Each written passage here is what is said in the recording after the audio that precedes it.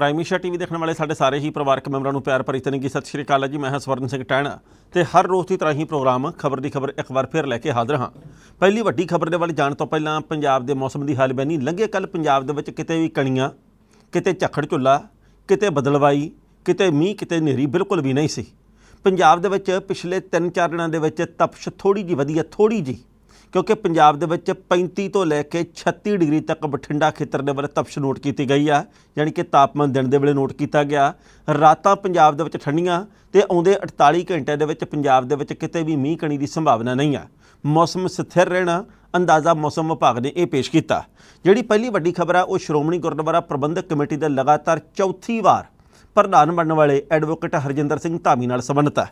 पर उस तो पहले एक होर जानकारी देनी बनती है। ਸਾਡੇ देश ਦੇ ਵਿੱਚ ਤੇ ਕੁੱਲ ਦੁਨੀਆ ਦੇ ਵਿੱਚ ਘਤਿੱਤਾਂ ਕਰਨ ਵਾਲੇ ਕੁਝ ਕੁ ਇਹੋ ਜਿਹੇ ਲੋਕ ਵੀ ਆ ਜਿਨ੍ਹਾਂ ਨੂੰ ਅਕਲ ਇੱਕ ਪੈਸੇ ਦੇ ਨਹੀਂ, ਪਰ ਉਹ ਭਰਮ ਦੇ ਵਿੱਚ ਫਿਰਦੇ ਕਿ ਸਾਡੇ ਵਰਗਾ ਫੰਨੇ ਖਾਂ ਕੋਈ ਨਹੀਂ, ਅਕਲਵਾਨ ਕੋਈ ਨਹੀਂ। ਪਿਛਲੇ 15 ਦਿਨ ਦੇ ਵਿੱਚ 400 ਦੇ ਕਰੀਬ ਫਲਾਈਟਸ ਨੂੰ ਧਮਕੀਆਂ ਮਿਲੀਆਂ ਜਾਂ ਕਹਿ ਦਈਏ ਅਫਵਾਹਾਂ ਜਿਹੜੀਆਂ ਉਹ ਆਈਆਂ ਸਾਹਮਣੇ ਵੀ ਭਾਈ ਬੰਬ ਰੱਖਿਆ ਹੋਇਆ, ਫਲਾਣੇ ਜਹਾਜ਼ ਦੇ ਵਿੱਚ ਬੰਬ ਰੱਖਿਆ, ਫਲਾਣੀ ਫਲਾਈਟ ਦੇ ਵਿੱਚ ਬੰਬ ਆ। ਇਹ ਸਾਰੀਆਂ ਜਦੋਂ ਪੜਤਾਲਾਂ ਹੁੰਦੀਆਂ ਤਾਂ ਨਿਕਲਦਾ ਵਿੱਚੋਂ ਕੁਝ ਵੀ ਨਹੀਂ।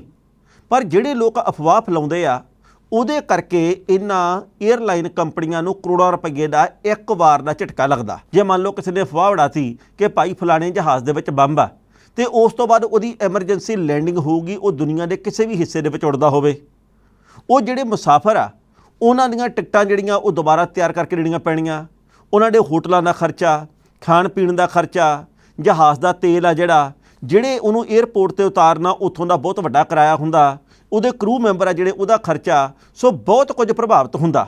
ਪਰ ਲੰਘੇ ਕੱਲ੍ਹ ਵੀ ਪਤਾ ਲੱਗਾ ਜੀ ਕਿ 50 ਫਲਾਈਟਸ ਦੇ ਮੁਤਲਕ ਧਮਕੀਆਂ ਆਈਆਂ, ਡੋਮੈਸਟਿਕ ਤੇ ਇੰਟਰਨੈਸ਼ਨਲ। ਇਹ 50 ਦੇ ਕਰੀਬ ਫਲਾਈਟ ਦੇ ਵਿੱਚ ਧਮਕੀਆਂ ਆਈਆਂ ਵੀ ਭਾਈ ਨਿਕਲਿਆ ਕੁਛ ਵੀ ਨਹੀਂ ਫਿਰ। ਯਾਨੀ ਕਿ ਹੁਣ ਤੱਕ 15 ਦਿਨ ਦੇ ਵਿੱਚ 400 ਤੇ ਲੰਘੇ ਕੱਲ੍ਹ 50 ਜਹਾਜ਼ਾਂ ਦੇ ਵਿੱਚ ਧਮਕੀਆਂ ਆਈਆਂ, ਬੰਬਾਂ ਦੀਆਂ, ਕੁਝ ਹੋਰ ਅਫਵਾਹਾਂ ਆਈਆਂ। ਦਿੱਲੀ ਤੋਂ ਕੋਲੰਬੋ ਵੱਲ ਜਾਣ ਵਾਲਾ ਜਹਾਜ਼ ਆ ਜਿਹੜਾ ਉਹਦੀ ਐਮਰਜੈਂਸੀ ਲੈਂਡਿੰਗ ਕਰਾਉਣੀ ਪਈ ਆ। ਉਹਦੇ ਵਿੱਚ ਪਤਾ ਲੱਗਾ ਵੀ ਸੈਂਕੜੇ ਮੁਸਾਫਰ ਸੀ, ਉਹਦੇ ਵਿੱਚ 1 ਦਰਜਨ ਦੇ ਕਰੀਬ ਕਰੂ ਮੈਂਬਰ ਸੀ। ਉਹਨਾਂ ਸਾਰਿਆਂ ਦੀ ਵੀ ਛਾਣਬੀਣ ਕੀਤੀ ਗਈ ਆ, ਨਿਕਲਿਆ ਵਿੱਚੋਂ ਕੁਝ ਵੀ ਨਹੀਂ, ਇਹ ਵੀ ਅਫਵਾਹ ਨਿਕਲੀ ਆ। ਪਰ ਪਤਾ ਲੱਗਾ ਜੀ ਕਿ ਹੁਣ ਜਿਹੜਾ ਇਸ ਵੇਲੇ ਸ਼ਹਿਰੀ ਹਵਾਬਾਜ਼ੀ ਵਿਭਾਗ ਆ ਉਹਦੇ ਵੱਲੋਂ ਇਹ ਗੱਲ ਕਹੀ ਜਾ ਰਹੀ ਹੈ ਜੀ ਕਿ ਅਸੀਂ ਇਸ ਮਾਮਲੇ 'ਤੇ ਸਖਤ ਕਾਨੂੰਨ ਬਣਾ ਰਹੇ ਹਾਂ ਤਾਂ ਜੋ ਇਹਨਾਂ ਅਫਵਾਹਾਂ ਨੂੰ ਪੇਸ਼ ਕਰਨ ਵਾਲੇ ਲੋਕ ਆ ਜਿਹੜੇ ਉਹਨਾਂ ਖਿਲਾਫ ਸਖਤ ਕਾਰਵਾਈ ਹੋਵੇ। ਪਰ ਉਹ ਫੜੇ ਜਾਣਗੇ ਤਾਂ ਹੀ ਕਾਰਵਾਈ ਹੋਊਗੀ, ਪਰ ਇਹਨਾਂ ਲੋਕਾਂ ਨੂੰ ਨੱਥ ਪਾਉਣ ਦੀ ਲੋੜ ਆ ਕਿਉਂਕਿ ਪੈਸਾ ਵੀ ਬਰਬਾਦ ਕਰਦੇ ਆ, ਭਰੋਸੇਯੋਗਤਾ ਵੀ ਤੇ ਸਮਾਂ ਵੀ, ਡਰ ਵੱਖਰਾ ਪੈਦਾ ਕਰਦੇ ਆ। ਜਿਹੜੀ ਪਹਿਲੀ ਵੱਡੀ ਖਬਰ ਦੀ ਗੱਲ ਕਰਦੇ ਸੀ, ਐਡਵੋਕੇਟ ਹਰਜਿੰਦਰ ਸਿੰਘ ਧਾਮੀ ਸਾਹਿਬ ਇੱਕ ਵਾਰ ਫਿਰ ਪ੍ਰਧਾਨ ਬਣੇ ਆ, ਚੌਥੀ ਵਾਰ ਪ੍ਰਧਾਨ ਬਣੇ ਆ। 2 ਜਣਿਆਂ ਦੀ ਟੱਕਰ ਸੀ, ਬੀਬੀ ਜਗੀਰ ਕੌਰ ਤੇ ਧਾਮੀ ਸਾਹਿਬ। ਦੋਵੇਂ ਜਣਿਆਂ ਦੇ ਵਿੱਚ ਫਸਵਾਂ ਮੁਕਾਬਲੇ ਦੀ ਆਸ ਸੀ, ਪਰ ਐਨ ਮੌਕੇ ਦੇ ਉੱਤੇ 107 ਵੋਟਾਂ ਨਿਕਲੀਆਂ ਐਡਵੋਕੇਟ ਧਾਮੀ ਹੋਰਾਂ ਨੂੰ, ਬੀਬੀ ਜਗੀਰ ਕੌਰ ਨੂੰ 33 ਵੋਟਾਂ ਮਿਲੀਆਂ। ਪਿਛਲੀ ਵਾਰ ਸੰਤ ਬਲਵੀਰ ਸਿੰਘ ਘੁੰਨਸਾ ਜਿਹੜੇ ਉਹਨਾਂ ਦਾ ਮੁਕਾਬਲਾ ਹੋਇਆ ਸੀਗਾ ਐਡਵੋਕੇਟ ਧਾਮੀ ਹੋਰਾਂ ਨਾਲ, ਉਦੋਂ ਤਾਂ ਬਹੁਤ ਘੱਟ ਵੋਟਾਂ ਸੀ, ਬੀਬੀ ਜਗੀਰ ਕੌਰ ਨੂੰ ਤਾਂ ਚਲੋ 33 ਪਈਆਂ। ਬੀਬੀ ਜਗੀਰ ਕੌਰ ਹੋਰੀਆਂ ਜਿਹੜੇ ਉਹ ਪਿਛਲੇ ਕਈ ਦਿਨਾਂ ਤੋਂ ਸਖਤ ਮੁਕਾਬਲੇ ਦੇ ਵਿੱਚ ਸੀਗੇ। ਉਹਨਾਂ ਦੇ ਵੱਲੋਂ ਇਹ ਗੱਲ ਕਹੀ ਜਾ ਰਹੀ ਸੀ ਕਿ ਗੁਰਦੁਆਰਿਆਂ ਨੂੰ ਇਹੋ ਜਿਹੇ ਰਾਜਨੀਤਿਕ ਲੋਕਾਂ ਤੋਂ ਛਡਵਾਉਣ ਦੇ ਲਈ ਅਸੀਂ ਇਸ ਵੇਲੇ ਜਿਨ੍ਹਾਂ ਦੇ ਇਸ਼ਾਰੇ ਦੇ ਉੱਤੇ ਇਹ ਸੰਸਥਾਵਾਂ ਚੱਲ ਰਹੀਆਂ ਉਹਦੇ ਤੋਂ ਕਬਜ਼ਾ ਛਡਵਾਉਣ ਦੇ ਲਈ ਅਸੀਂ ਮਿਹਨਤ ਵੀ ਕਰ ਰਹੇ ਤੇ ਅਸੀਂ ਇਸ ਕਰਕੇ ਚੋਣ ਲੜ ਰਹੇ ਹਾਂ। ਗਏ ਗੱਚ ਮੁਕਾਬਲੇ ਦੀ ਆਸ ਸੀ, ਪਰ 2 ਵੋਟਾਂ ਰੱਦ ਹੋਈਆਂ ਤੇ 107 ਵੋਟਾਂ ਧਾਮੀ ਹੋਰਾਂ ਨੂੰ ਪਈਆਂ ਤੇ 33 ਵੋਟਾਂ ਬੀਬੀ ਜਗੀਰ ਕੌਰ ਨੂੰ ਪਈਆਂ। ਤੇ ਇਸ ਤੋਂ ਬਾਅਦ ਹੁਣ ਇੱਕ ਦੂਜੇ ਦੇ ਉੱਤੇ ਸ਼ਬਦ ਕਵਾਰ ਦਾ ਕੰਮ ਚੱਲ ਪਿਆ। ਬੀਬੀ ਜਗੀਰ ਕੌਰ ਨੇ ਹਾਰਨ ਤੋਂ ਬਾਅਦ ਇਹ ਗੱਲ ਕਹੀ ਹੈ ਕਿ ਸ਼੍ਰੋਮਣੀ ਕਮੇਟੀ ਦੇ ਮੈਂਬਰ ਤਾਂ ਲਾਸ਼ਾਂ ਬੜੇ ਹੋਏ, ਲਾਸ਼ਾਂ, ਇਹਨਾਂ ਦੀਆਂ ਜ਼ਮੀਰਾਂ ਮਰ ਗਈਆਂ, ਇਹ ਲਾਸ਼ਾਂ ਨਹੀਂ ਹੁਣ। ਫਿਰ ਉਹਨਾਂ ਨੇ ਇਹ ਗੱਲ ਕਹੀ ਹੈ ਕਿ ਸ਼੍ਰੋਮਣੀ ਕਮੇਟੀ ਦੀ ਚੋਣ ਨਵੇਂ ਸਿਰੇ ਤੋਂ ਹੋਣੀ ਚਾਹੀਦੀ ਹੈ ਕਿਉਂਕਿ ਮੇਰੇ ਉੱਤੇ ਦੋਸ਼ ਇਹ ਲਾਉਂਦੇ ਹੁੰਦੇ ਸੀ ਕਿ ਭਾਈ ਇਹ ਏਜੰਸੀਆਂ ਦੇ ਵੱਲੋਂ ਖੜੇ ਕੀਤੇ ਆ, ਇਹ ਸ਼੍ਰੋਮਣੀ ਕਮੇਟੀ ਦੇ ਮੈਂਬਰਾਂ ਨੂੰ ਖਰੀਦ ਰਹੇ ਆ। ਪਰ ਅੱਜ ਪਤਾ ਲੱਗ ਗਿਆ ਵੀ ਭਾਈ ਕੌਣ ਖਰੀਦਦਾ ਸੀ ਤੇ ਕਿਹਦੇ ਪਿੱਛੇ ਏਜੰਸੀਆਂ ਸੀ। ਸੋ ਇਸ ਕਰਕੇ ਉਹਨਾਂ ਨੇ ਗੱਲ ਕਹੀ ਆ ਕਿ ਸ਼੍ਰੋਮਣੀ ਕਮੇਟੀ ਦੀ ਚੋਣ ਹੁਣ ਦੁਬਾਰਾ ਹੋਣੀ ਚਾਹੀਦੀ ਹੈ। ਉਹਨਾਂ ਨੇ ਕਿਹਾ ਕਿ ਲੰਮੇ ਸਮੇਂ ਤੋਂ ਚੋਣ ਹੋਈ ਨਹੀਂ, ਜੇਕਰ ਚੋਣ ਹੋਈ, ਸੂਝਵਾਨ ਲੋਕ, ਸੁਚੱਜੀ ਸੋਚ ਵਾਲੇ ਲੋਕ ਆ ਜਿਹੜੇ ਉਹ ਸ਼੍ਰੋਮਣੀ ਕਮੇਟੀ ਦੇ ਮੈਂਬਰ ਬਣਨਗੇ ਤਾਂ ਜਾ ਕੇ ਮਸਲੇ ਦਾ ਹੱਲ ਹੋਣਾ, ਨਹੀਂ ਤਾਂ ਨਹੀਂ ਹੋਣਾ। ਉਧਰ ਹੁਣ ਜਦੋਂ ਸ਼੍ਰੋਮਣੀ ਕਮੇਟੀ ਮੈਂਬਰਾਂ ਨੂੰ ਮਰੀਆਂ ਜ਼ਮੀਰਾਂ ਵਾਲੇ ਤੇ ਲਾਸ਼ਾਂ ਕਿਹਾ ਗਿਆ ਤੇ ਉਸ ਤੋਂ ਬਾਅਦ ਬਲਵਿੰਦਰ ਸਿੰਘ ਭੂੰਦੜ ਜਿਹੜੇ ਕਿ ਅਕਾਲੀ ਦਲ ਦੇ ਕਾਰਜਕਾਰੀ ਪ੍ਰਧਾਨ ਆ, ਉਹਨਾਂ ਨੇ ਮੋੜਵਾਂ ਉੱਤਰ ਦਿੱਤਾ। ਉਹ ਕਹਿੰਦੇ ਬੀਬੀ ਜਗੀਰ ਕੌਰ ਨੂੰ ਇਹੋ ਜਿਹੇ ਉੱਤਰ ਨਹੀਂ ਦੇਣੇ ਚਾਹੀਦੇ, ਬੀਬੀ ਜਗੀਰ ਕੌਰ ਦਾ ਵੀ ਅਸੀਂ ਸਤਿਕਾਰ ਕਰਦੇ ਹਾਂ। ਜੇਕਰ ਇਹਨਾਂ ਲੋਕਾਂ ਨੇ ਆਪਣੀਆਂ ਜ਼ਮੀਰਾਂ ਦੀ ਆਵਾਜ਼ ਸੁਣੀ ਆ ਤਾਂਹੀਓ ਤਾਂ ਵਾਹਿਗੁਰੂ ਦੀ ਕਿਰਪਾ ਦੇ ਕਰਕੇ ਸੱਚਿਆਂ ਨੂੰ ਵੋਟ ਪਾਈ ਆ। ਉਹਨਾਂ ਨੇ ਆਹ ਗੱਲ ਕਹੀ ਆ। ਉਧਰੋਂ ਐਡਵੋਕੇਟ ਹਰਜਿੰਦਰ ਸਿੰਘ ਧਾਮੀ ਹੋਰਾਂ ਨੇ ਪ੍ਰਧਾਨ ਬਣਨ ਤੋਂ ਬਾਅਦ ਇੱਕ ਗੱਲ ਕਹੀ ਆ। ਉਹ ਕਹਿੰਦੇ ਵੀ ਐਤਕੀ ਆਮ ਆਦਮੀ ਪਾਰਟੀ, ਕਾਂਗਰਸ, ਬੀਜੇਪੀ ਤੇ ਆਰਐਸਐਸ ਸਾਰੀਆਂ ਸਿਆਸੀ ਪਾਰਟੀਆਂ ਦੇ ਵੱਲੋਂ ਅੰਦਰ ਖਾਤੇ ਤੇ ਬਾਹਰ ਮੁਖੀ ਤੌਰ ਦੇ ਉੱਤੇ ਤੇ ਸੰਨ ਲਾਉਣ ਦੀ ਕੋਸ਼ਿਸ਼ ਕੀਤੀ ਗਈ ਸੀ, ਪਰ ਸੂਝਵਾਨ ਸ਼੍ਰੋਮਣੀ ਕਮੇਟੀ ਮੈਂਬਰਾਂ ਨੇ ਤੇ ਵਾਹਿਗੁਰੂ ਦੀ ਕਿਰਪਾ ਨੇ ਇਹ ਸਾਰੀਆਂ ਸੰਨਾਂ ਨੂੰ ਪਰੇ ਕਰਤਾ ਤੇ ਐਤਕੀ ਇੱਕ ਵਾਰ ਫਿਰ ਸਾਨੂੰ ਸੇਵਾ ਦਾ ਮੌਕਾ ਦਿੱਤਾ। ਹੁਣ ਸਵਾਲ ਇਹ ਪੈਦਾ ਹੁੰਦਾ ਕਿ ਆਉਂਦੇ ਸਮੇਂ ਦੇ ਵਿੱਚ ਪੰਜਾਬ ਦੀ ਸਿਆਸਤ ਕਿਹੜੇ ਪਾਸੇ ਨੂੰ ਜਾਊਗੀ? ਕੀ ਆਉਂਦੇ ਸਮੇਂ ਦੇ ਵਿੱਚ ਸ਼੍ਰੋਮਣੀ ਅਕਾਲੀ ਦਲ ਸੁਧਾਰ ਲਹਿਰ ਪੈਰ ਪੱਕੇ ਕਰ ਸਕੂ? ਕੀ ਸ਼੍ਰੋਮਣੀ ਅਕਾਲੀ ਦਲ ਆਉਂਦੇ ਸਮੇਂ ਦੇ ਵਿੱਚ ਇਸ ਪ੍ਰਧਾਨਗੀ ਨੂੰ ਜਿੱਤਣ ਤੋਂ ਬਾਅਦ ਪੰਜਾਬ ਦੇ ਵਿੱਚ ਜੇਤੂ ਰੌਂ ਦੇ ਵਿੱਚ ਵਿਚਰ ਸਕੂ? ਇਹ ਸਮੇਂ ਨੇ ਬਿਆਨ ਕਰਨਾ। ਪਰ ਇੱਕ ਗੱਲ ਜ਼ਰੂਰ ਆ ਵੀ ਜਿਹੜੀ ਇਹ ਕੱਲ੍ਹ ਵਾਲੀ ਚੋਣ ਹੋਈ ਆ ਇਹਦੇ ਵੱਲ ਇਉਂ ਨਿਗਾਹ ਟਿਕੀ ਹੋਈ ਸੀ ਜਿਵੇਂ ਇਹ ਲੋਕ ਸਭਾ ਦੀ ਚੋਣ ਹੁੰਦੀ ਆ ਜਾਂ ਜਿਵੇਂ ਵਿਧਾਨ ਸਭਾ ਦੀ ਚੋਣ ਹੁੰਦੀ ਆ। ਸ਼੍ਰੋਮਣੀ ਗੁਰਦੁਆਰਾ ਪ੍ਰਬੰਧਕ ਕਮੇਟੀ ਇੱਕ ਬਹੁਤ ਵੱਡੀ ਸੰਸਥਾ, ਸਨਮਾਨਯੋਗ ਸੰਸਥਾ, ਅਸੀਂ ਬਹੁਤ ਸਤਿਕਾਰ ਕਰਦੇ ਹਾਂ, ਪਰ ਗਹਿ ਗੱਚ ਮੁਕਾਬਲੇ ਦੀ ਜਦੋਂ ਖਬਰ ਆਉਂਦੀ ਸੀ ਤੇ ਲੱਗਦਾ ਸੀ ਇਹ ਕਿ ਐਤਕੀ ਕਾਫੀ ਕੁਝ ਇੱਥੇ ਗੁੱਥਮ ਗੁੱਥਾ ਹੋਣ ਦੀ ਗੱਲ ਹੋ ਸਕਦੀ ਆ, ਪਰ ਇਦਾਂ ਦਾ ਕੁਝ ਨਹੀਂ ਹੋਇਆ। ਹਾਂ, ਵਿਚਾਰਧਾਰਕ ਮਤਭੇਦ ਉੱਭਰ ਕੇ ਸਾਹਮਣੇ ਆਉਂਦੇ ਵੀ ਆ, ਉੱਭਰ ਕੇ ਸਾਹਮਣੇ ਆਉਂਦੇ ਵੀ ਰਹਿਣੇ ਆ, ਪਰ ਬੀਬੀ ਜਗੀਰ ਕੌਰ ਦਾ ਵੀ ਅਸੀਂ ਸਤਿਕਾਰ ਕਰਦੇ ਆ।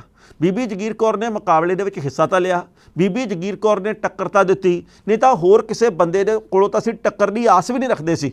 ਤੁਸੀਂ ਸੋਚ ਕੇ ਦੇਖੋ ਵੀ ਜਿਹੜੇ ਅਕਾਲੀ ਦਲ ਸੁਧਾਰ ਲਹਿਰ ਦੇ ਵਿੱਚ ਕੁਝ ਹੋਰ ਨੇਤਾ ਸਾਹਿਬਾਨ ਨੇ, ਸਤਿਕਾਰ ਅਸੀਂ ਸਭ ਦਾ ਕਰਦੇ ਆ, ਉਹਨਾਂ ਦੇ ਵਿੱਚੋਂ ਕੋਈ ਬੀਬੀ ਜਗੀਰ ਕੌਰ ਦੇ ਵਾਂਗ ਮੁਹਾਰਤ ਰੱਖਦਾ ਹੋਵੇ, ਸਥਿਤੀਆਂ ਨੂੰ ਸਮਝਦਾ ਹੋਵੇ, ਹਾਲਾਤ ਦੀ ਜਾਣਕਾਰੀ ਰੱਖਦਾ ਹੋਵੇ ਤੇ ਇਸ ਤਰੀਕੇ ਨਾਲ ਖੁੱਲ੍ਹ ਕੇ ਨਿੱਤਰ ਕੇ ਮੈਦਾਨ ਦੇ ਵਿੱਚ ਆ ਸਕਦਾ ਹੋਵੇ, ਇਹ ਮੇਰਾ ਖਿਆਲ ਸੰਭਵ ਨਹੀਂ ਸੀਗਾ। ਪਰ ਬੀਬੀ ਜਗੀਰ ਕੌਰ ਦੇ ਵੱਲੋਂ ਟੱਕਰ ਦਿੱਤੀ ਗਈ ਆ।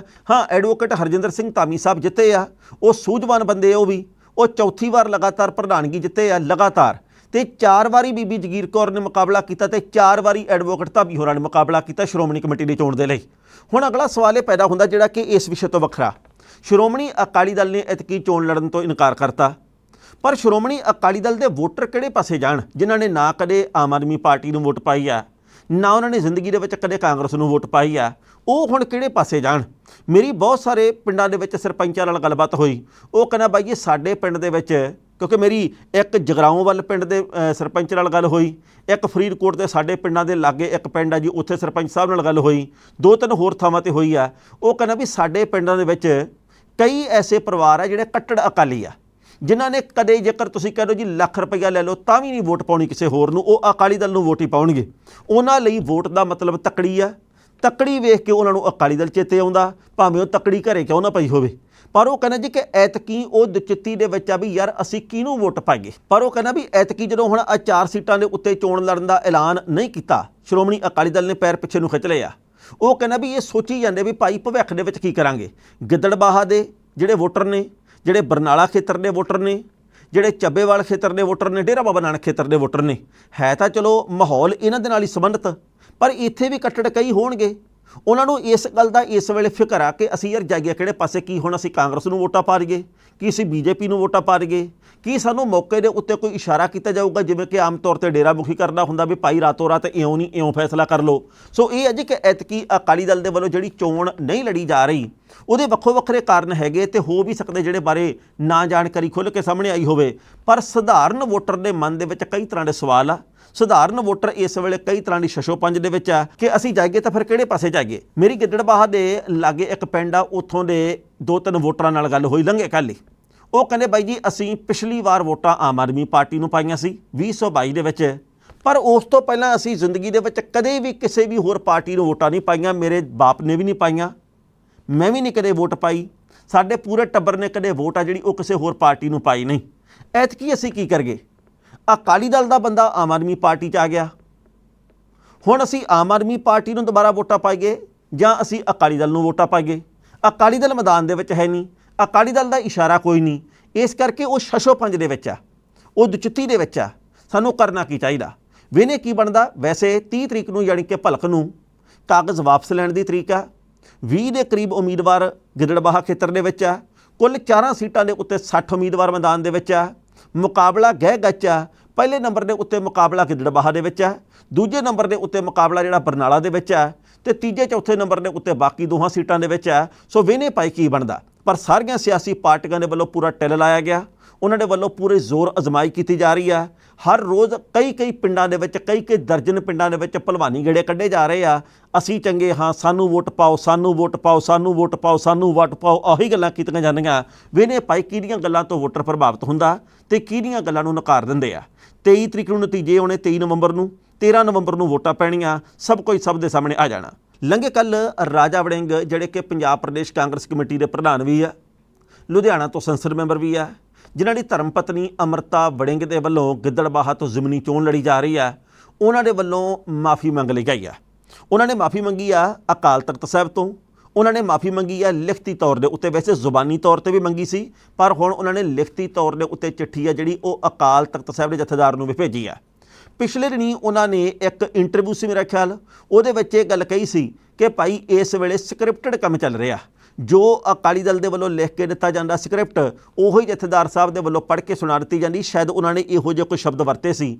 ਉਸ ਤੋਂ ਬਾਅਦ ਜਥੇਦਾਰ ਸਾਹਿਬ ਨੇ ਜਿਹੜੇ ਗਿਆਨੀ ਰਘਬੀਰ ਸਿੰਘ, ਉਹਨਾਂ ਨੇ ਇਹ ਗੱਲ ਕਹੀ ਸੀ ਕਿ ਤੁਸੀਂ ਪੰਥ ਦੀਆਂ ਸਿਰਮੌਰ ਸੰਸਥਾਵਾਂ ਅਕਾਲ ਤਖਤ ਸਾਹਿਬ ਤੇ ਬਾਕੀ ਤਖਤਾਂ ਦੇ ਜਥੇਦਾਰ ਸਾਹਿਬਾਨ ਦੇ ਬਾਰੇ ਆਹ ਸ਼ਬਦ ਵਰਤਦੇ ਹੋ, ਤੁਹਾਨੂੰ ਆਪਣੇ ਇਹਨਾਂ ਸ਼ਬਦਾਂ ਦੇ ਉੱਤੇ ਮਾਫੀ ਮੰਗਣੀ ਚਾਹੀਦੀ ਹੈ, ਤੇ ਜੇਕਰ ਤੁਸੀਂ ਮਾਫੀ ਨਹੀਂ ਮੰਗਦੇ ਤਾਂ ਫਿਰ ਤੁਹਾਡੇ ਉੱਤੇ ਬਣਦੀ ਸਰਦੀ ਕਾਰਵਾਈ ਹੋਊਗੀ। ਸੋ ਉਸ ਤੋਂ ਬਾਅਦ ਪਤਾ ਲੱਗਾ ਜੀ ਕਿ ਰਾਜਾ ਵੜਿੰਗ ਹੋਰਾਂ ਦੇ ਵੱਲੋਂ ਮਾਫੀ ਮੰਗ ਲਈ ਗਈ ਸੀ, ਪਰ ਕਿਉਂਕਿ ਲਿਖਤੀ ਤੌਰ ਤੇ ਮਾਫੀ ਮੰਗਣ ਦੀ ਗੱਲ ਸੀ, ਇਸ ਕਰਕੇ ਉਹਨਾਂ ਨੇ ਆਪਣੀ ਲੈਟਰ ਹੈਡ ਦੇ ਉੱਤੇ ਵੀ ਮਾਫੀ ਲਿਖ ਕੇ ਤੇ ਜਥੇਦਾਰ ਸਾਹਿਬਾਨ ਨੂੰ ਭੇਜ ਦਿੱਤੀ ਆ। ਹੁਣ ਇਸ ਤੋਂ ਬਾਅਦ ਕੀ ਹੋਊਗਾ ਕੁਝ ਕਹਿ ਨਹੀਂ ਸਕਦੇ, ਪਰ ਜਿਹੜੇ ਉਹਨਾਂ ਦੇ ਵਿਰੋਧੀ ਨੇ, ਸਿਆਸੀ ਵਿਰੋਧੀ, ਉਹਨਾਂ ਦੇ ਵੱਲੋਂ ਇਸ ਗੱਲ ਨੂੰ ਕੈਸ਼ ਕਰਨ ਦੀ ਕੋਸ਼ਿਸ਼ ਕੀਤੀ ਜਾ ਰਹੀ ਹੈ ਕਿ ਦੇਖੋ ਜੀ ਇਹ ਤਾਂ ਤਖਤ ਸਾਹਿਬਾਨ ਦੇ ਨਾਲ ਮੱਥਾ ਲਾਉਂਦੇ ਆ, ਇਹ ਤਾਂ ਜਥੇਦਾਰਾਂ ਦੇ ਨਾਲ ਮੱਥਾ ਲਾਈ ਬੈਠੇ ਆ, ਇਹ ਤਾਂ ਇਸ ਵੇਲੇ ਜਿਹੜਾ ਜਥੇਦਾਰ ਨਾਲ ਮੱਥਾ ਲਾਊਗਾ ਉਹਦਾ ਆਪੇ ਹੀ ਭਾਂਡਾ ਬੂਦਾ ਵੱਜ ਜਾਣਾ। ਉਹ ਵਿਰੋਧੀ ਹੁਣ ਇਸ ਤਰ੍ਹਾਂ ਦੀਆਂ ਗੱਲਾਂ ਬਾਤਾਂ ਕਰ ਰਹੇ ਆ ਕਿ ਰਾਜਾ ਵੜਿੰਗ ਦੀ ਧਰਮ ਪਤਨੀ ਇਹ ਚੋਣ ਜਿੱਤ ਸਕਣਗੇ। ਹਾਲਾਂਕਿ ਬਹੁਤ ਸਾਰੇ ਲੋਕ ਇਹ ਗੱਲ ਕਹਿੰਦੇ ਮੁਕਾਬਲਾ ਫਸਵਾਂ, ਸੰਭਾਵਨਾ ਵੀ ਹੈਗੀ ਆ। ਬਾਕੀ ਪਤਾ ਕੋਈ ਨਹੀਂ ਡਿੰਪੀ ਢਿੱਲੋਂ ਹੋਰੀ ਕਿੰਨਾ ਕਮਾਲ ਕਰ ਦੇਣ, ਪਤਾ ਕੋਈ ਨਹੀਂ ਮਨਪ੍ਰੀਤ ਬਾਦਲ ਹੋਰੀ ਕੋਈ ਕਮਾਲ ਕਰ ਜਾਣ, ਪਤਾ ਕੋਈ ਨਹੀਂ ਸੁਖਰਾਜ ਸਿੰਘ ਕਿੰਨੀ ਵੋਟ ਤੋੜ ਜਾਣ, ਪਤਾ ਕੋਈ ਨਹੀਂ ਜਗਮੀਤ ਸਿੰਘ ਬਰਾੜ ਆਜ਼ਾਦ ਤੌਰ ਦੇ ਉੱਤੇ ਖੜੇ ਆ ਉਹ ਕੀ ਕਮਾਲ ਕਰ ਜਾਣ, ਕਿੰਨੀ ਕੁ ਵੋਟ ਤੋੜ ਜਾਣ, ਇਹ ਸਮੇਂ ਨਹੀਂ ਬਿਆਨ ਕਰਨਾ। ਪਰ ਗੱਲ ਇਹ ਜੀ ਕਿ ਰਾਜਾ ਵੜਿੰਗ ਕਿਉਂਕਿ ਇਸ ਵੇਲੇ ਇੱਜ਼ਤ ਸਨਮਾਨ ਦਾ ਸਵਾਲ ਵੀ ਬਣਾਈ ਬੈਠੇ ਆ। ਸੀਟ ਉਹਨਾਂ ਦੀ ਇਹ ਲਗਾਤਾਰ ਉਹ ਗਿੱਦੜਬਾਹਾ ਤੋਂ ਜਿੱਤਦੇ ਰਹੇ ਆ, ਹੁਣ ਉਹ ਮੈਂਬਰ ਪਾਰਲੀਮੈਂਟ ਬਣੇ, ਇਸ ਕਰਕੇ ਸੀਟ ਖਾਲੀ ਹੋਈ ਆ ਤੇ ਉਹਨਾਂ ਦੀ ਕੱਲੀ ਗਤੀਵਿਧੀ ਦੇ ਉੱਤੇ ਬਹੁਤ ਸਾਰੇ ਲੋਕਾਂ ਦੀ ਅੱਖ ਹੈ। ਪਹਿਲਾਂ ਇਸ ਰਿਪੋਰਟ ਦਾ ਵੇਰਵਾ ਸਾਂਝਾ ਕਰਦੇ ਹਾਂ ਤੇ ਫਿਰ ਕਰਾਂਗੇ ਟਿੱਪਣੀ। ਰਾਜਾ ਵੜਿੰਗ ਨੇ ਸ਼੍ਰੀ ਅਕਾਲ ਤਖਤ ਸਾਹਿਬ ਤੋਂ ਮਾਫੀ ਮੰਗ ਲਈ ਹੈ। ਇੰਟਰਵਿਊ ਦੇ ਵਿੱਚ ਰਾਜਾ ਵੜਿੰਗ ਨੇ ਅਕਾਲ ਤਖਤ ਸਾਹਿਬ ਦੇ ਜਥੇਦਾਰ ਦੇ ਉੱਤੇ ਸੁਖਬੀਰ ਬਾਦਲ ਵੱਲੋਂ ਲਿਖੇ ਸ਼ਬਦ ਬੋਲਣ ਦਾ ਦੋਸ਼ ਲਾਇਆ ਸੀ, ਜਿਸ ਤੋਂ ਬਾਅਦ ਅਕਾਲ ਤਖਤ ਸਾਹਿਬ ਤੋਂ ਰਾਜਾ ਵੜਿੰਗ ਨੂੰ ਚੇਤਾਵਨੀ ਦੇ ਕੇ ਮਾਫੀ ਮੰਗਣ ਵਾਸਤੇ ਕਿਹਾ ਗਿਆ। ਰਾਜਾ ਵੜਿੰਗ ਨੇ 2 ਦਿਨ ਪਹਿਲਾਂ ਮੀਡੀਆ ਤੇ ਲੋਕਾਂ ਦੇ ਸਾਹਮਣੇ ਆ ਕੇ ਮਾਫੀ ਮੰਗੀ ਸੀ, ਪਰ ਹੁਣ ਉਹਨਾਂ ਨੇ ਅਕਾਲ ਤਖਤ ਸਾਹਿਬ ਨੂੰ ਲਿਖਤੀ ਮਾਫੀਨਾਮਾ ਭੇਜ ਦਿੱਤਾ। ਇਹਦੇ ਵਿੱਚ ਰਾਜਾ ਵੜਿੰਗ ਨੇ ਲਿਖਿਆ ਕਿ ਸ਼੍ਰੀ ਅਕਾਲ ਤਖਤ ਸਾਹਿਬ ਤੇ ਉੱਥੋਂ ਦੇ ਜਥੇਦਾਰ ਸਾਹਿਬ ਮੇਰੇ ਲਈ ਬਹੁਤ ਸਤਿਕਾਰਯੋਗ ਨੇ। ਇੱਕ ਨਿਮਾਣਾ ਸਿੱਖ ਹੋਣ ਦੇ ਨਾਤੇ ਮੈਂ ਸ਼੍ਰੀ ਅਕਾਲ ਤਖਤ ਸਾਹਿਬ ਦੇ ਸਾਰੇ ਨਿਯਮਾਂ ਦੀ ਪਾਲਣਾ ਕੀਤੀ ਹੈ ਤੇ ਸਾਰੀ ਉਮਰ ਇਹਨਾਂ ਦੀ ਪਾਲਣਾ ਕਰਦਾ ਰਹਾਂਗਾ। ਤੁਸੀਂ ਜਿਸ ਸਥਾਨ ਤੇ ਹੋ ਮੈਂ ਉਸ ਬਾਰੇ ਕੋਈ ਇਤਰਾਜ਼ਯੋਗ ਟਿੱਪਣੀ ਕਰਨ ਬਾਰੇ ਕਦੇ ਨਹੀਂ ਸੋਚਾਂਗਾ। ਮੈਂ ਸਿੱਖ ਪਰੰਪਰਾ ਦੇ ਵਿੱਚ ਰਹਿਣ ਵਾਲਾ ਸਿੱਖ ਹਾਂ ਤੇ ਜੋ ਟਿੱਪਣੀਆਂ ਮੈਂ ਹਾਲ ਹੀ ਦੇ ਵਿੱਚ ਕੀਤੀਆਂ ਨੇ ਉਹ ਕਿਸੇ ਹੋਰ ਸਿਆਸੀ ਪਾਰਟੀ ਨਾਲ ਸੰਬੰਧਿਤ ਸਨ। ਹਾਲਾਂਕਿ ਜੇ ਮੈਂ ਅਣਜਾਣੇ ਵਿੱਚ ਇਸ ਮਹਾਨ ਸੰਸਥਾ ਦੀ ਸਾਖ ਨੂੰ ਨੁਕਸਾਨ ਪਹੁੰਚਾਇਆ ਤਾਂ ਮੈਨੂੰ ਅਫਸੋਸ ਹੈ। ਮੈਂ ਸ਼੍ਰੀ ਅਕਾਲ ਤਖਤ ਸਾਹਿਬ ਜੀ ਅੱਗੇ ਸਿਰ ਝੁਕਾ ਕੇ ਜਥੇਦਾਰ ਸਾਹਿਬ ਤੋਂ ਮਾਫੀ ਮੰਗਦਾ ਹਾਂ। ਮੈਂ ਬੇਨਤੀ ਕਰਦਾ ਹਾਂ ਕਿ ਮੇਰਾ ਉਪਰੋਕਤ ਅਪਰਾਧ ਮਾਫ ਕੀਤਾ ਜਾਵੇ। ਮਾਮਲਾ ਅਸਲ ਦੇ ਵਿੱਚ ਇਹ ਆ ਕਿ ਜਥੇਦਾਰ ਸਾਹਿਬ ਨੇ ਗੱਲ ਕਹੀ ਸੀ ਕਿ ਇਹੋ ਜਿਹੇ ਬਿਆਨ ਜਿਹੜੇ ਕਿ ਰਾਜਾ ਵੜਿੰਗ ਵੱਲੋਂ ਦਿੱਤੇ ਗਏ ਆ ਉਹਦੇ ਨਾਲ ਅਕਾਲ ਤਖਤ ਸਾਹਿਬ ਦੀ ਪ੍ਰਭੂ ਸੱਤਾ ਤੇ ਮਰਿਆਦਾ ਨੂੰ ਠੇਸ ਪਹੁੰਚੀ ਹੈ। ਜਥੇਦਾਰ ਸਾਹਿਬ ਨੇ ਗੱਲ ਕਹੀ ਸੀ ਕਿ ਉਹਨਾਂ ਦੇ ਧਿਆਨ ਦੇ ਵਿੱਚ ਆਇਆ ਕਿ ਰਾਜਾ ਵੜਿੰਗ ਨੇ ਆਪਣੇ ਸਿਆਸੀ ਪ੍ਰਭਾਵ ਵਾਲੇ ਬਿਆਨ ਰਾਹੀਂ ਅਕਾਲ ਤਖਤ ਸਾਹਿਬ ਦੀ ਪ੍ਰਭੂ ਸੱਤਾ ਤੇ ਮਰਿਆਦਾ ਨੂੰ ਗੰਭੀਰ ਸੱਟ ਮਾਰੀ ਹੈ, ਜੋ ਕਿ ਪੂਰੀ ਤਰ੍ਹਾਂ ਅਸਹਿਣਯੋਗ ਹੈ। ਇਸ ਖਬਰ ਦੇ ਉੱਤੇ ਟਿੱਪਣੀ ਕਰਦਿਆਂ ਪਹਿਲੀ ਗੱਲ ਤਾਂ ਦੋਸਤੋ ਅਸੀਂ ਕਹਾਂਗੇ ਕਿ ਇਸ ਵੇਲੇ ਗਿੱਦੜਬਾਹਾ ਦੀ ਰਾਜਨੀਤੀ ਪੂਰੇ ਪੰਜਾਬ ਦੇ ਵਿੱਚ ਭਖੀ ਹੈ। ਹਾਲਾਂਕਿ ਵਿੱਚੋਂ ਲੋਕਾਂ ਨੂੰ ਮਿਲਣਾ ਕੀ ਆ ਭਵਿੱਖ ਦੇ ਵਿੱਚ, ਵਰਤਮਾਨ ਦੇ ਵਿੱਚ, ਇਹਦੇ ਬਾਰੇ ਤਾਂ ਚਲੋ ਆਪਾਂ ਪ੍ਰਸੰਗ 'ਚ ਨਹੀਂ ਜਾਂਦੇ, ਪਰ ਰਾਜਾ ਵੜਿੰਗ ਪੰਜਾਬ ਦੀ ਰਾਜਨੀਤੀ ਦਾ ਇਸ ਵੇਲੇ ਧੁਰਾ ਵੀ ਆ। ਕਾਂਗਰਸ ਦੀ ਰਾਜਨੀਤੀ ਦਾ ਖਾਸ ਕਰਕੇ ਪੰਜਾਬ ਦੇ ਵਿੱਚ ਕਾਂਗਰਸ ਦੇ ਵਿੱਚ ਹੈਗੇ ਕੁਝ ਕੁ ਲੋਕ ਹੀ ਆ ਜਿਹੜੇ ਕਿ ਅਸਰਦਾਰ ਆ, ਜਿਹੜੇ ਕਿ ਪ੍ਰਭਾਵਸ਼ਾਲੀ ਚਿਹਰੇ ਆ। ਉਹਦੇ ਵਿੱਚ ਸੁਖਜਿੰਦਰ ਸਿੰਘ ਰੰਧਾਵਾ ਹੋ ਰਹੀਆਂ, ਸੁਖਪਾਲ ਸਿੰਘ ਖਹਿਰਾ ਹੋ ਰਹੀਆਂ, ਪ੍ਰਤਾਪ ਸਿੰਘ ਬਾਜਵਾ ਹੋ ਰਹੀਆਂ, ਰਾਜਾ ਵੜਿੰਗ ਹੋ ਰਹੀਆਂ, ਰਾਣਾ ਗੁਰਜੀਤ ਸਿੰਘ ਹੋ ਰਹੀਆਂ ਤੇ 2-4 ਚਿਹਰੇ ਹੋਰ ਹੋਣਗੇ। ਬਾਕੀ ਤਾਂ ਇਸ ਵੇਲੇ ਕੋਈ ਲੱਭਦਾ ਨਹੀਂ। ਨਵਜੋਤ ਸਿੰਘ ਸਿੱਧੂ ਸਰਗਰਮ ਹੁੰਦੇ ਹਨ ਨਹੀਂ, ਤੇ 2-4 ਚਿਹਰੇ ਆਪਾਂ ਹੋਰ ਮੰਨ ਸਕਦੇ ਹਾਂ ਜਿਹੜੇ ਕਿ ਇਸ ਵੇਲੇ ਉਸ ਰੌਂ ਦੇ ਵਿੱਚ ਨਹੀਂ, ਜਿਹੜੇ ਕਿ ਰੌਂ ਦੇ ਵਿੱਚ ਆਮ ਤੌਰ ਦੇ ਉੱਤੇ ਪਹਿਲਾਂ ਦੇਖੇ ਜਾਂਦੇ ਸਨ। ਸੋ ਰਾਜਾ ਵੜਿੰਗ ਦੀ ਧਰਮ ਪਤਨੀ ਜਦੋਂ ਚੋਣ ਲੜ ਰਹੀ ਹੈ ਪਹਿਲੀ ਵਾਰ, ਮੁਕਾਬਲਾ ਤਿੱਖਾ, ਸ਼ਬਦਕਵਾਰ ਹੋ ਰਹੇ ਆ। ਕਈ ਵਾਰੀ ਸ਼ਬਦਾਂ ਦੇ ਉੱਤੇ ਵਿਵਾਦ ਵੀ ਪੈਦਾ ਹੁੰਦਾ, ਜਿਵੇਂ ਕਿ ਐਤਕੀ ਵੀ ਪੈਦਾ ਹੋਇਆ। ਪਰ ਕਿਉਂਕਿ ਮਾਮਲਾ ਤਖਤ ਸਾਹਿਬਾਨ ਦਾ, ਇਸ ਕਰਕੇ ਤੋਲ ਕੇ ਸਭ ਨੂੰ ਬੋਲਣਾ ਚਾਹੀਦਾ। ਕਿਸੇ ਧਾਰਮਿਕ ਅਦਾਰੇ ਦੇ ਉੱਤੇ, ਕਿਸੇ ਧਰਮ ਗੁਰੂ ਦੇ ਉੱਤੇ, ਕਿਸੇ ਵੀ ਜਥੇਦਾਰ ਸਾਹਿਬ ਦੇ ਉੱਤੇ ਸਿੱਧੀ ਤੇ ਅਸਿੱਧੀ ਟਿੱਪਣੀ ਕਰਨ ਤੋਂ ਗੁਰੇਜ਼ ਕਰਨਾ ਚਾਹੀਦਾ।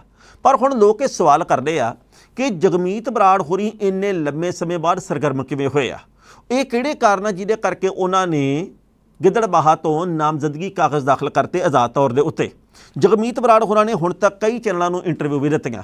ਉਹਦੇ ਵਿੱਚ ਉਹਨਾਂ ਨੇ ਇਹ ਗੱਲ ਕਹੀ ਆ ਕਿ ਮੈਨੂੰ 364 ਦਾ ਤਾਂ ਮੈਂ ਰਾਜੇ ਵੜਿੰਗ ਨੂੰ ਸਿਖਾਤੇ, 365ਵਾਂ ਮੈਨੂੰ ਨਹੀਂ ਸੀ, 365ਵਾਂ ਹਾਲੇ ਤੱਕ ਮੈਂ ਸਿਖਾਇਆ ਨਹੀਂ, ਤੇ ਮੈਨੂੰ ਕੁੱਲ 365 ਦਾ ਆਉਂਦੇ ਆ। ਰਾਜਾ ਵੜਿੰਗ ਕਿਸੇ ਵੇਲੇ ਜਗਮੀਤ ਸਿੰਘ ਬਰਾੜ ਹੋਰਾਂ ਦਾ ਕਹਿ ਲਈਏ ਵੀ ਸਿਆਸੀ ਤੌਰ ਦੇ ਉੱਤੇ ਚੇਲਾ ਕਹਿ ਲਈਏ, ਜਾਂ ਕਹਿ ਲਈਏ ਵੀ ਭਾਈ ਜਗਮੀਤ ਬਰਾੜ ਹੋਰੀ ਸੀਨੀਅਰ ਸੀ ਤੇ ਰਾਜਾ ਵੜਿੰਗ ਹੋਰੀ ਨਾਲ ਤੁਰਦੇ ਸੀ। ਪਰ ਸਮੇਂ ਨੇ ਪਲਟੀ ਖਾਧੀ ਆ। ਅੱਜ ਰਾਜਾ ਵੜਿੰਗ ਹੋਰਾਂ ਨੂੰ ਕੀ ਹਰਾਉਣ ਵਾਸਤੇ ਹੀ ਜਗਮੀਤ ਬਰਾੜ ਹੋਰੀ ਮੈਦਾਨ ਦੇ ਵਿੱਚ ਆਏ ਆ ਵੀ ਉਹਨਾਂ ਨੂੰ ਸਿਆਸੀ ਤੌਰ ਦੇ ਉੱਤੇ ਘਟਾਇਆ ਜਾਵੇ? ਕੀ ਰਾਜਾ ਵੜਿੰਗ ਦੀ ਧਰਮ ਪਤਨੀ ਨੂੰ ਹਰਾਉਣ ਦੀ ਖਾਤਰ ਹੀ ਜਗਮੀਤ ਬਰਾੜ ਹੋਰੀ ਮੈਦਾਨ ਦੇ ਵਿੱਚ ਆਏ ਆ? ਲੋਕਾਂ ਦੇ ਮਨਾਂ ਵਿੱਚ ਸਵਾਲ ਆ। ਮੀਡੀਆ ਵਿੱਚ ਗੱਲਾਂ ਇਹ ਵੀ ਉੱਠਦੀਆਂ ਕਿ ਇੱਕ ਸੀਨੀਅਰ ਕਾਂਗਰਸੀ ਆਗੂ ਵੱਲੋਂ ਜਗਮੀਤ ਬਰਾੜ ਨੂੰ ਮੈਦਾਨ ਦੇ ਵਿੱਚ ਭੇਜਿਆ ਗਿਆ ਰਾਜਾ ਵੜਿੰਗ ਦੇ ਖਿਲਾਫ। ਹਾਲਾਂਕਿ ਜਗਮੀਤ ਬਰਾੜ ਹੋਰੀ ਇਹ ਗੱਲ ਕਹਿੰਦੇ ਕਿ ਨਹੀਂ, ਇੱਦਾਂ ਦੀ ਕੋਈ ਗੱਲ ਨਹੀਂ। ਜੇਕਰ ਇੱਦਾਂ ਦੀ ਗੱਲ ਹੁੰਦੀ ਤਾਂ ਮੈਂ ਹੁਣ ਤੱਕ ਕਾਂਗਰਸ 'ਚ ਹੀ ਚਲੇ ਜਾਣਾ ਸੀ। ਵੇਨੇ ਪਾਈ ਆਉਂਦੇ ਸਮੇਂ ਦੇ ਵਿੱਚ ਕੀ ਬਣਦਾ। ਪਰ ਗਿੱਦੜਬਾਹੇ ਦਾ ਚੋਣ ਦੰਗਲ ਬਹੁਤ ਭਖਿਆ ਹੋਇਆ। ਤੁਹਾਨੂੰ ਚੇਤੇ ਹੋਣਾ ਇੱਕ ਕ੍ਰਿਸ਼ਨ ਭਗਵਾਨ ਸਿੰਘ ਵੀ ਸੀ। ਜਦੋਂ ਬਹਿਬਲ ਕਲਾਂ ਗੋਲੀकांड ਵਾਪਰਿਆ ਉਦੋਂ ਅਣਪਛਾਤੀ ਪੁਲਿਸ ਦੀ ਗੋਲੀ ਦੇ ਕਰਕੇ 2 ਵਿਅਕਤੀਆਂ ਦੀ ਮੌਤ ਹੋਈ ਸੀ, ਗੁਰਜੀਤ ਸਿੰਘ ਰੋਮਾਣਾ ਤੇ ਕ੍ਰਿਸ਼ਨ ਭਗਵਾਨ ਸਿੰਘ। ਕ੍ਰਿਸ਼ਨ ਭਗਵਾਨ ਸਿੰਘ ਦਾ ਪੁੱਤ ਸੁਖਰਾਜ ਸਿੰਘ। ਸੁਖਰਾਜ ਸਿੰਘ ਐਤਕੀ ਸ਼੍ਰੋਮਣੀ ਅਕਾਲੀ ਦਲ ਅੰਮ੍ਰਿਤਸਰ ਦੇ ਵੱਲੋਂ ਪਹਿਲੀ ਵਾਰ ਉਮੀਦਵਾਰ ਬਣਿਆ ਗਿੱਦੜਬਾਹਾ ਤੋਂ। ਉਹ ਵੀ ਮੈਦਾਨ ਦੇ ਵਿੱਚ ਆ। ਉਹਨੂੰ ਕਿੰਨੀਆਂ ਵੋਟਾਂ ਪੈਂਦੀਆਂ ਸਮਾਂ ਦੱਸੂਗਾ। ਪਰ ਮੈਂ ਇਹ ਗੱਲ ਜ਼ਰੂਰ ਕਹਿਣਾ ਹੁੰਦਾ ਕਿ ਜੇਕਰ ਅਸੀਂ ਅਤੀਤ ਵੱਲ ਝਾਤ ਮਾਰਦੇ ਤਾਂ ਬਹੁਤ ਕੁਝ ਸਾਡੀਆਂ ਅੱਖਾਂ ਦੇ ਮੂਹਰੇ ਆ ਜਾਂਦਾ। ਜੇ ਸਾਨੂੰ ਇਹ ਲੱਗਦਾ ਕਿ ਉਹ ਠੀਕ ਸੀ ਤੇ ਭਾਈ ਉਸ ਹਿਸਾਬ ਨਾਲ ਵੋਟਾਂ ਪਾਉਣੀਆਂ ਚਾਹੀਦੀਆਂ। ਬਾਕੀ ਤੁਹਾਡੀ ਮਰਜ਼ੀ ਆ ਕਿਹਨੂੰ ਕਿਵੇਂ ਕਿਹੜੀ ਥਾਂ ਦੇ ਉੱਤੇ ਰੱਖਣਾ। ਪਰ ਇਹ ਖੇਤਰ, ਇਹ ਸੀਟ ਗਹਿ ਗੱਚ ਮੁਕਾਬਲੇ ਵਾਲੀ ਜ਼ਰੂਰ ਆ। ਸਾਰੇ ਇਹ ਗੱਲ ਕਹਿੰਦੇ ਵੀ ਸ਼੍ਰੋਮਣੀ ਅਕਾਲੀ ਦਲ ਐਤਕੀ ਚੋਣ ਦੇ ਵਿੱਚ ਹਿੱਸਾ ਨਹੀਂ ਲੈ ਰਿਹਾ। ਸਾਰੇ ਹੀ ਸ਼੍ਰੋਮਣੀ ਅਕਾਲੀ ਦਲ ਨੇ ਖੁਦ ਵੀ ਇਹ ਗੱਲ ਕਹੀ ਹੈ ਕਿ ਐਤਕੀ ਅਸੀਂ ਚੋਣਾਂ ਦਾ ਬਾਈਕਾਟ ਕੀਤਾ। 1992 ਤੋਂ ਬਾਅਦ ਸ਼੍ਰੋਮਣੀ ਅਕਾਲੀ ਦਲ ਨੇ ਹੁਣ ਚੋਣ ਲੜਨ ਤੋਂ ਇਨਕਾਰ ਕੀਤਾ। 4 ਸੀਟਾਂ ਦਾ ਬਾਈਕਾਟ ਆ। ਰਾਤੋਂ ਰਾਤ ਕੀ ਹੋਊਗਾ, ਕਿਹਦੇ ਪੱਖ ਦੇ ਵਿੱਚ ਭੁਗਤਣਗੇ, ਆਪਾਂ ਨੂੰ ਕੋਈ ਗਿਆਨ ਨਹੀਂ। ਕਈ ਲੋਕ ਕਈ ਤਰ੍ਹਾਂ ਦੇ ਅੰਦਾਜ਼ੇ ਲਾਉਂਦੇ ਆ। ਪਰ ਕੀ ਤੁਸੀਂ ਜਾਣਦੇ ਹੋ ਕਿ ਅਕਾਲੀ ਦਲ ਭਾਵੇਂ ਚੋਣ ਨਹੀਂ ਲੜਦਾ ਪਰ ਇਹਨਾਂ ਦੇ 5 ਬੰਦੇ ਫਿਰ ਵੀ ਚੋਣ ਲੜ ਰਹੇ ਆ। ਇਹ ਉਹ 5 ਬੰਦੇ ਜਿਹੜੇ ਕਿ ਅਕਾਲੀ ਦਲ ਦੇ ਹੀ ਹੁੰਦੇ ਸਨ। ਯਾਨੀ ਕਿ ਅਕਾਲੀ ਦਲ ਦੇ ਬੰਦਿਆਂ ਬਿਨਾਂ ਬਾਕੀ ਪਾਰਟੀਆਂ ਦਾ ਵੀ ਬੁੱਤਾ ਨਹੀਂ ਸਰਦਾ। ਅਕਾਲੀ ਦਲ ਇੱਕ ਐਸੀ ਪਾਰਟੀ ਆ ਜਿਹਦੇ ਕਰਕੇ ਬਾਕੀ ਪਾਰਟੀਆਂ ਨੂੰ ਉਮੀਦਵਾਰ ਮਿਲਦੇ ਆ। ਭਾਵੇਂ ਕਿ ਉਹ ਅਕਾਲੀ ਦਲ ਦੇ ਵੱਲੋਂ ਚੋਣ ਲੜ ਸਕਦੇ ਹੋਣ, ਭਾਵੇਂ ਕਿ ਅਕਾਲੀ ਦਲ ਦੇ ਵਿੱਚ ਨਿਰਾਸ਼ ਹੋਣ, ਪਰ ਅਕਾਲੀ ਦਲ ਦੇ ਬੰਦਿਆਂ ਨੂੰ ਵੱਖ-ਵੱਖ ਪਾਰਟੀਆਂ ਆਪਣੇ ਵੱਲ ਲਿਜਾ ਕੇ ਟਿਕਟ ਦੇਣ ਦੇ ਵਿੱਚ ਮਾਣ ਮਹਿਸੂਸ ਕਰੀ ਜਾਂਦੀਆਂ। ਮਨਪ੍ਰੀਤ ਬਾਦਲ ਗਿੱਦੜਬਾਹਾ ਤੋਂ ਉਮੀਦਵਾਰ ਆ ਬੀਜੇਪੀ ਦੇ, ਪਰ ਉਹ ਕਿਸੇ ਵੇਲੇ ਅਕਾਲੀ ਦਲ ਦੇ ਵਿੱਚ ਹੀ ਹੁੰਦੇ ਸੀਗੇ। ਉਦੋਂ ਵਿੱਤ ਮੰਤਰੀ ਸੀ, ਫਿਰ ਕਾਂਗਰਸ ਦੇ ਵਿੱਚ ਆਏ ਵਿੱਤ ਮੰਤਰੀ, ਫਿਰ ਬੀਜੇਪੀ ਦੇ ਵਿੱਚ ਆ ਗਏ, ਹੁਣ ਚੋਣ ਲੜ ਰਹੇ ਆ। ਯਾਨੀ ਕਿ ਉਹ ਵੀ ਅਕਾਲੀ ਦਲ ਦੇ ਹੀ ਹੁੰਦੇ ਸਨ। ਡਿੰਪੀ ਢਿੱਲੋਂ ਗਿੱਦੜਬਾਹੇ ਤੋਂ ਆਮ ਆਦਮੀ ਪਾਰਟੀ ਦੇ ਉਮੀਦਵਾਰ ਆ। ਉਹ ਵੀ ਹੁਣ ਤੱਕ ਸੁਖਬੀਰ ਸਿੰਘ ਬਾਦਲ ਦੇ ਸਾਹਾਂ ਦੇ ਸਾਥੀ ਰਹੇ ਆ। ਗਿੱਦੜਬਾਹੇ ਦੇ ਮੁੱਖ ਟੌਰ ਟੱਪੇ ਵਾਲੇ ਬੰਦੇ ਰਹੇ ਆ, ਉਮੀਦਵਾਰ ਰਹੇ ਆ। ਪਰ ਐਤਕੀ ਉਹ ਆਮ ਆਦਮੀ ਪਾਰਟੀ ਵੱਲੋਂ ਚੋਣ ਲੜ ਰਹੇ ਆ। ਗਿੱਦੜਬਾਹਾ ਤੋਂ ਹੀ ਜਗਮੀਤ ਸਿੰਘ ਬਰਾੜ ਆਜ਼ਾਦ ਤੌਰ ਤੇ ਚੋਣ ਲੜ ਰਹੇ ਆ। ਕਿਸੇ ਵੇਲੇ ਇਹ ਵੀ ਅਕਾਲੀ ਦਲ ਦੇ ਵਿੱਚ ਹੀ ਹੁੰਦੇ ਸੀ, ਐਤਕੀ ਆਜ਼ਾਦ ਚੋਣ ਲੜ ਰਹੇ ਆ। ਤੁਸੀਂ ਗੱਲ ਕਰ ਲਓ ਜੀ ਸੋਹਣ ਸਿੰਘ ਠੰਡਲ ਹੋਰਾਂ ਦੀ। ਸੋਹਣ ਸਿੰਘ ਠੰਡਲ ਹੋਰੀ ਐਤਕੀ ਚੋਣ ਲੜ ਰਹੇ ਆ ਬੀਜੇਪੀ ਦੇ ਵੱਲੋਂ। ਚੱਬੇਵਾਲ ਤੋਂ ਚੋਣ ਲੜ ਰਹੇ ਆ ਤੇ ਅਕਾਲੀ ਦਲ ਦੇ ਸਾਬਕਾ ਮੰਤਰੀ, ਯਾਨੀ ਕਿ ਇੱਥੇ ਵੀ ਅਕਾਲੀ ਦਲ ਨੇ ਹੀ ਬੀਜੇਪੀ ਦਾ ਬੁੱਤਾ ਸਾਰਿਆ। ਤੁਸੀਂ ਰਵੀਕਰਨ ਸਿੰਘ ਕਾਲੋਂ ਦੀ ਗੱਲ ਕਰ ਲਓ, ਇਹ ਵੀ ਅਕਾਲੀ ਦਲ ਦੇ ਵਿੱਚ ਹੁੰਦੇ ਸੀ, ਫਿਰ ਬੀਜੇਪੀ ਦੇ ਵਿੱਚ ਹੁਣ ਆਏ ਤੇ ਐਤਕੀ ਡੇਰਾ ਬਾਬਾ ਨਾਨਕ ਤੋਂ ਬੀਜੇਪੀ ਦੇ ਉਮੀਦਵਾਰ ਆ। ਯਾਨੀ ਕਿ 4 ਬੰਦੇ ਵੱਖ-ਵੱਖ ਪਾਰਟੀਆਂ ਦੇ ਵੱਲੋਂ ਚੋਣ ਲੜ ਰਹੇ ਐਤਕੀ ਅਕਾਲੀ ਦਲ ਦੇ। ਇੱਕ ਜਣਾ ਅਕਾਲੀ ਦਲ ਦਾ ਬੰਦਾ ਜਿਹੜਾ ਉਹ ਆਜ਼ਾਦ ਤੌਰ ਤੇ ਚੋਣ ਲੜ ਰਿਹਾ। ਤੇ ਉੱਦਾਂ ਅਕਾਲੀ ਦਲ ਮੈਦਾਨ ਦੇ ਵਿੱਚ ਆ ਕੇ ਚੋਣ ਨਹੀਂ ਲੜ ਰਿਹਾ। ਪਰ ਅਕਾਲੀ ਦਲ ਦੇ ਆਗੂ ਜਿਹੜੇ ਕਿ ਸਾਬਕਾ ਨੇ ਉਹ ਇਸ ਵੇਲੇ ਵੱਖ-ਵੱਖ ਪਾਰਟੀਆਂ ਵੱਲੋਂ ਚੋਣ ਲੜ ਰਹੇ ਆ। ਇਹ ਇਸ ਵੇਲੇ ਪੰਜਾਬ ਦੀਆਂ ਚੋਣਾਂ ਦੇ ਹਾਲਾਤ ਆ। ਇਹ ਇਸ ਵੇਲੇ ਪੰਜਾਬ ਦੀਆਂ ਸਿਆਸੀ ਪ੍ਰਸਥਿਤੀਆਂ ਦਾ ਵੇਰਵਾ। ਵੇਲੇ ਆਉਂਦੇ ਸਮੇਂ ਦੇ ਵਿੱਚ ਕੀ ਬਣਦਾ। ਹਾਲਾਂਕਿ 13-14 ਦਿਨ ਬਾਕੀ ਹੈਗੇ ਆ ਵੋਟਾਂ ਦੇ ਵਿੱਚ। ਉਦੋਂ ਤੱਕ ਬੜਾ ਕੁਝ ਹੋਣਾ ਵਾਪਰਨਾ। ਉਦੋਂ ਤੱਕ ਰੋਡ ਸ਼ੋਅ ਵੀ ਬੜੇ ਨਿਕਲਣੇ ਆ, ਰੈਲੀਆਂ ਵੀ ਬੜੀਆਂ ਹੋਣੀਆਂ, ਇੱਕ ਦੂਜੇ ਦੇ ਪੈਰ ਵੀ ਬੜੇ ਮਿੱਧੇ ਜਾਣੇ ਆ। ਇੱਜ਼ਤ ਮਾਣ ਸਨਮਾਨ ਦਾ ਸਵਾਲ ਵੀ ਬਣਿਆ ਪਿਆ ਕਿ ਆਮ ਆਦਮੀ ਪਾਰਟੀ ਐਤਕੀ 4 ਸੀਟਾਂ ਜਿੱਤੂਗੀ ਜਾਂ 4 ਵਿੱਚੋਂ 2। ਕੀ ਕਾਂਗਰਸ 3 ਸੀਟਾਂ ਜਿੱਤੂਗੀ ਜਾਂ 3 ਵਿੱਚੋਂ 2। ਇਸ ਤਰੀਕੇ ਦੀਆਂ ਸ਼ਰਤਾਂ ਲੱਗ ਰਹੀਆਂ। ਕੁਝ ਕੁ ਲੋਕ ਇਹਨਾਂ ਸ਼ਰਤਾਂ ਦੇ ਵਿੱਚ ਹੁਣੇ ਤੋਂ ਪੈ ਗਏ ਆ। ਕੋਈ 2-2 ਦਾ ਹਿਸਾਬ ਕਰ ਰਿਹਾ, ਕੋਈ 3-1 ਦਾ ਕਰ ਰਿਹਾ, ਕੋਈ 2-1-1 ਦੀ ਗੱਲ ਕਰ ਰਿਹਾ, ਸਭ ਦੇ ਮਨ ਦੀ ਮੌਜ ਆ, ਕੌਣ ਕਿਹਦੀ ਝੋਲੀ ਦੇ ਵਿੱਚ ਕੀ ਪਾਉਂਦਾ ਵੇਲੇ ਤੋਂ ਪਹਿਲਾਂ। ਪਰ ਗੱਲ ਇਹ ਆ ਵੀ ਪੰਜਾਬ ਦੇ ਲੋਕਾਂ ਨੂੰ ਚੋਣ ਰੰਗ ਦੇ ਵਿੱਚ ਰੰਗ ਦਿੱਤਾ ਗਿਆ। ਪੰਜਾਬ ਦੇ ਲੋਕ ਚੋਣਾਂ ਦੇ ਮਾਹੌਲ ਦੇ ਵਿੱਚ ਵਿਆਹ ਵਾਲਾ ਮਾਹੌਲ ਮਹਿਸੂਸ ਕਰਦੇ ਹੁੰਦੇ ਆ। ਵੈਸੇ ਵੀ ਵਿਆਹਾਂ ਵਾਲੇ ਸੀਜ਼ਨ ਸ਼ੁਰੂ ਹੋਣ ਲੱਗੇ ਆ, ਸੋ ਚੰਗਿਆਂ ਨੂੰ ਵੋਟਾਂ ਪਾਇਓ, ਪਰਖ ਕੇ ਨਿਰਖ ਕੇ ਵੋਟਾਂ ਪਾਇਓ, ਲਾਲਚ ਮੁਕਤ ਵੋਟਾਂ ਪਾਇਓ, ਸੂਝਵਾਨ ਨੂੰ ਪੜ੍ਹੇ ਲਿਖੇ ਨੂੰ ਵੋਟਾਂ ਪਾਇਓ, ਵੋਟਾਂ ਦੇ ਚੱਕਰ ਦੇ ਵਿੱਚ ਵੰਡੀਆਂ ਨਾ ਪਾਇਓ, ਦੁਸ਼ਮਣੀਆਂ ਬਿਲਕੁਲ ਨਾ ਪਾਲਿਓ ਤੇ ਨਿਰਪੱਖ ਹੋ ਕੇ ਵੋਟਾਂ ਪਾਇਓ, ਸੂਝਵਾਨ ਬੰਦੇ ਬਣਿਓ। ਇਹ ਸਮੇਂ ਦੀ ਬਹੁਤ ਵੱਡੀ ਲੋੜ ਹੈ। ਆਮ ਤੌਰ ਦੇ ਉੱਤੇ ਅਸੀਂ ਇਹਨਾਂ ਗੱਲਾਂ ਤੇ ਅਮਲ ਨਹੀਂ ਕਰਦੇ ਹੁੰਦੇ, ਪਰ ਬੇਨਤੀ ਹੈ ਕਿ ਐਤਕੀ ਇਹਨਾਂ ਗੱਲਾਂ ਦੇ ਉੱਤੇ ਭੋਰਾ ਅਮਲ ਜ਼ਰੂਰ ਕਰ ਲਿਓ। ਪਿੰਡ ਦਾ ਫਾਇਦਾ, ਤੁਹਾਡਾ ਫਾਇਦਾ, ਹਲਕੇ ਦਾ ਫਾਇਦਾ, ਪਿੰਡ ਦਾ ਫਾਇਦਾ, ਕਸਬੇ ਦਾ ਫਾਇਦਾ। ਸੋ ਖਬਰਾਂ ਦੋਸਤੋ ਕਈ ਹੋਰ ਵੀ ਸਨ, ਪਰ ਜੋ ਵਕਤ ਦੀ ਘਾਟੇ ਰੁਕਣ ਦਾ ਇਸ਼ਾਰਾ ਕਰ ਰਹੀ ਹੈ। ਕੱਲ੍ਹ ਨੂੰ ਇਸੇ ਵੇਲੇ ਖਬਰ ਦੀ ਖਬਰ ਲੈ ਕੇ ਫਿਰ ਹਾਜ਼ਰ ਹੋਵਾਂਗੇ। ਧੰਨਵਾਦ।